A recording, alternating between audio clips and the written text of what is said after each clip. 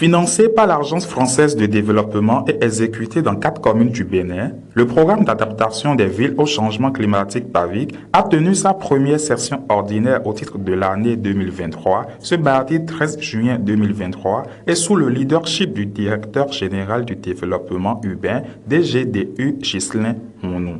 Le directeur adjoint du cabinet du ministère du Cadre de vie et des Transports, chargé du développement durable, M. Jamal Biantab, au cours de cette première session, a rappelé les différents objectifs du dit programme. La cérémonie qui nous réunit ce matin revêt une importance capitale pour le ministère du Cadre de vie et des Transports en charge du développement durable, en ce sens que la tenue de la présente session nous permet de faire le point de la mise en œuvre du PAVIC. Le PAVIC, comme vous le savez tous, a pour objectif global d'accroître la capacité d'adaptation au changement climatique des villes béninoises et de renforcer les capacités des différents acteurs municipaux et centraux en charge du développement urbain durable, identifiés au niveau des communes et ministères. Dans la logique d'une gestion efficace et efficiente du programme, le manuel de procédure d'exécution a prévu les différents organes de sa mise en œuvre et nous astreint à un certain nombre d'obligations. L'une d'entre elles est la tenue régulière des sessions du comité de pilotage, qui est l'organe chargé de superviser et d'orienter l'exécution du PAVIC dans le ministère du Cadre de vie et des Transports en charge du développement durable est maître d'ouvrage.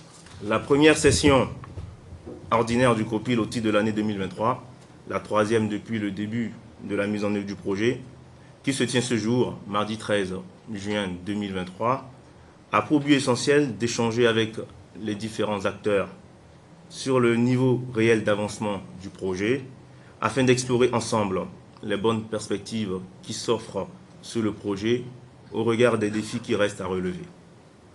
Par ailleurs, cette rencontre nous aidera à formuler des recommandations pouvant nous permettre d'anticiper sur les difficultés en vue de l'atteinte des objectifs du programme.